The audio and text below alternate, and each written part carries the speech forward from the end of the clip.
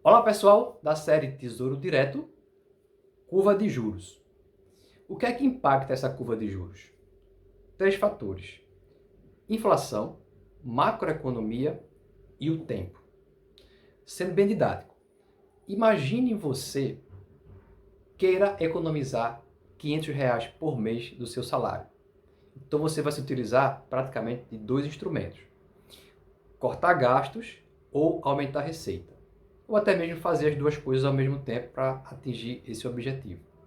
Na economia, para conter a inflação, o instrumento que o Banco Central utiliza é a taxa Selic. É ela que tenta controlar a inflação. Se você consegue a meta, faz um planejamento do seu orçamento, se organiza, sabe quais são as contas, economiza, você tem uma situação favorável. E aí entra o segundo aspecto, que é o aspecto da macroeconomia. Se o governo faz o dever de casa dele, faz as reformas estruturais, o PIB está crescendo, a economia está aquecida, então existe um ambiente favorável. Nesse ambiente, a curva de juros tende a cair.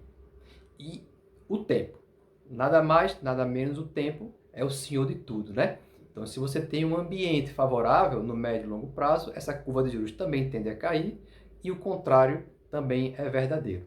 Então, qual é o impacto que isso tem na rentabilidade dos tesouros diretos? É exatamente na rentabilidade que vai ter esse impacto. Se está tudo bem, então o governo tende a te remunerar um pouco menos, já que a curva de juros futura está para baixo.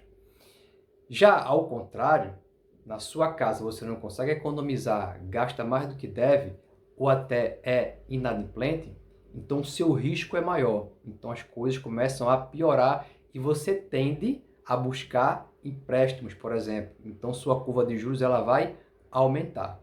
Mesma coisa é o governo.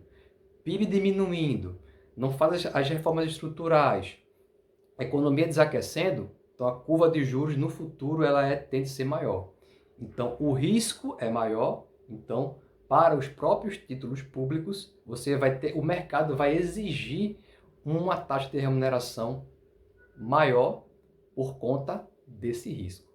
Então, comparando um orçamento familiar com a economia, mas separando as devidas particularidades, sabendo que a economia é muito mais complexa, é assim que a curva de juros ela atua no cálculo dos títulos do Tesouro Direto, principalmente de médio e longo prazo.